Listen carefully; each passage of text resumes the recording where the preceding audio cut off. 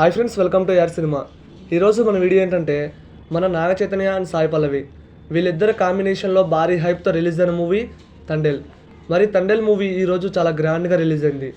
మరి తండేల్ మూవీ ఎలా ఉంది, బాగుందా లేదా, మూవీకి వెళ్ళాలా వద్దనుకున్నారా? అయితే వీడియో ఎండ్ వరకు మిస్ కాకుండా చూడండి. తండేల్ మూవీ ఎలా ఉందో ఈ వీడియోలో చెప్తా.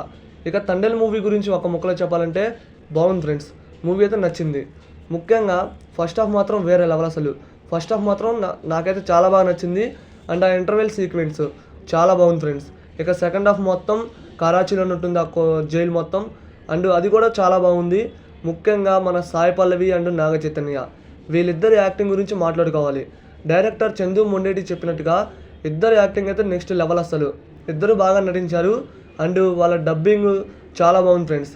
అంటే శ్రీకాకుళం స్లాంగ్ ఎలా ఉంటుందో అలా వాళ్ళ డబ్బింగ్ బాగుంది. అండ్ నేర్చుకొని మరీ చెప్పడం జరిగింది. చూడటానికి మాత్రం సినిమా చాలా బాగుంది.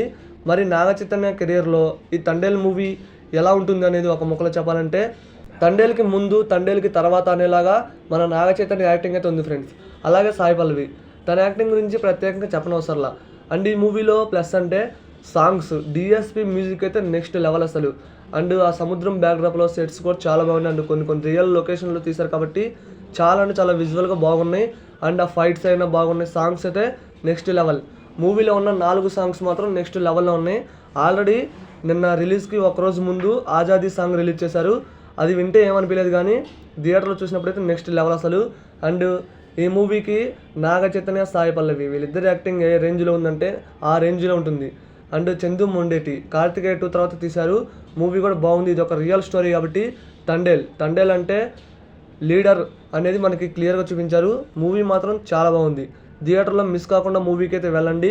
అండ్ తండేల్ మూవీ ఎంతమందికి నచ్చిందో కామెంట్ చేయండి ఫ్రెండ్స్.